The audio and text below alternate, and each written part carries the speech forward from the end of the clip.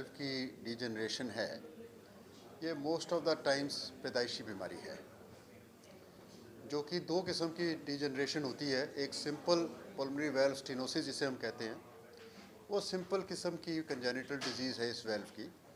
Pulmonary valve, जैसे मैंने अभी थोड़ी देर पहले आपको बताया, कि ये राइट हार्ट से ब्लड सर्कुलेशन, गंदा खून जो है वो रेगुलेट करता है लंग्स की तरफ, ताकि वहाँ से ऑक्सीजन उसको मिले, और उसके बाद वो लेफ़्ट हार्ट में आके फिर लेफ़्ट हार्ट के जो वेल्व्स हैं वो सारे बॉडी में वो साफ़ खून जो है वो रेगुलेट करके पहुँचाते हैं।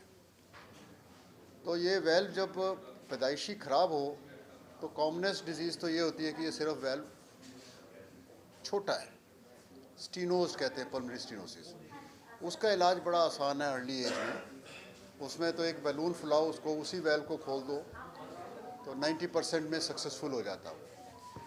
कई पेशेंट्स में कॉम्प्लेक्स हार्ट डिजीज़ होती है, जैसे इस पेशेंट में था टेट्रोलॉजी ऑफ फेलो, जिसमें कि मल्टीपल कार्डियक डिफेक्ट्स थे और पल्मोनरी वेल्व की डैमेज जो थी उसका एक पार्ट था।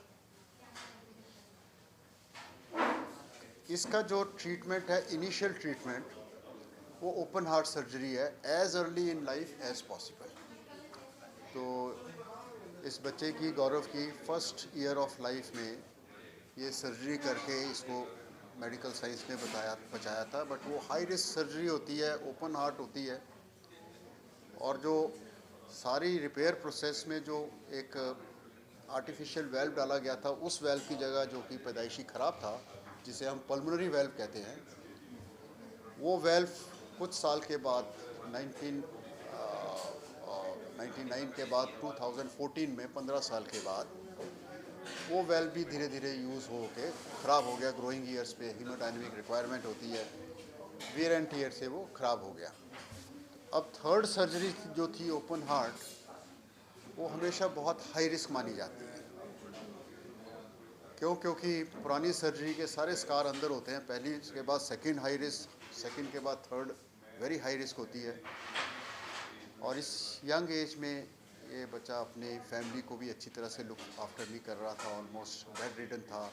सांस चढ़ना, जैसे आपने पूछा सिम्टम्स क्या होते हैं, इसमें सिम्टम्स होते हैं अनड्यू फटीग, क्योंकि बॉडी को पूरा ब्लड नहीं मिल रहा, ऑक्सीजन वाला ब्लड नहीं मिल रहा, तो सारा बॉडी फटीग्ड फील करती है, चक्कर आते हैं थोड़ी सी एक्सर्शन पे, सांस की दिक्कत होती है, धड़कन बढ़ती है, घबराहट, पसीना, और बहुत सारे पेशेंट्स को इवन रात को सोने में भी दिक्कत आती है। जैसे वो लेटते हैं उनको सांस चढ़ता था, बैठ के उठ के इनको रात गुजारनी पड़ती है। तो ये होता है रीज़न इस करके कि जब वेल्व एक बंद है, हार्ट के राइट को काम नहीं करने दे रहा, चोक कर रहा है, तो धीरे धीरे हार्ट जो है वो डायलेट होना शुरू हो जाता है और वो काम करना बंद कर देता है। तो सारा पीछे फ्लूइड इकट्ठा होना शुरू हो जाता है, पेट फूल जाता है, टांगों में स्वेलिंग आ जाती है। तो हमें उस सिचुएशन से थोड़ा पहले, जब वेल्व अच्छी तरह डैमेज हो गया लेकिन हार्ट को अभी पूरा नुकसान नहीं किया उसने, उस टाइम पे रिकग्नाइज करके उसको हमें ट्रीट करना होता है। और ये बिल्कुल एक सिंपल प्रोसीजर है, जिसमें कि हम उसी वेल्व के थ्रू एक वायर क्रॉस करते हैं बिना किसी कट के। जो नाड़ी ब्लड ले जा रही है हार्ट को, गंदा खून बॉडी में, उसी में छोटा पंक्चर करके उसमें हम वायर डाल के उसको वेल्व के थ्रू ले जाते हैं। उस पर हम फिर एक 2.5-3 इंच की 3-4 सेंटीमीटर की पाइप जो है वो डाल के, चौड़ाई उसकी थोड़ी ज़्यादा 3-4 मिलीमीटर होती है, उसके बीच में से हम वो उस वायर पे एक इम्प्लांटेशन डिप्लॉयमेंट कैथेटर होता है हमारा, जिसमें वेल्व फिक्स होता है, उसको वहाँ ले जाके डिज़ायर्ड प्लेस पे पहले हम पुराने वेल्व को क्रैक करके खोलते हैं।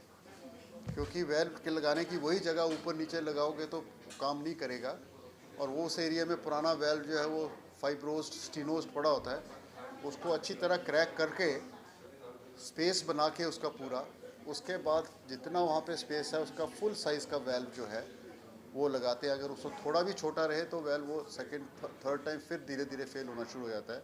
तो इसलिए बहुत इम्पॉर्टेंट होता है कि हमें प्रिसाइसली सीटी में हम कैलकुलेट करते हैं कि इसमें मैक्सिमम कितना लग सकता है, उतना उसको ड्रिल करके साइज़ बनाते हैं, होल का, पुराने वेल्व को क्रश करके फिर उसके अंदर हम ये एडिक्वेट साइज़ का बैलून लगा के इसको प्रॉपरली फुला देते हैं। और उसके बाद जो है इसमें ऑन टेबल हम अंदर की इको देख के उसको चेक करते हैं कि ठीक काम कर रहा कि नहीं कर रहा, और सेकेंड डे या एट बेस्ट थर्ड डे हम पेशेंट को डिस्चार्ज कर देते हैं। इमीडिएटली मोबिलाइज्ड होता है पेशेंट और सडन फील करता है चेंज इन क्वालिटी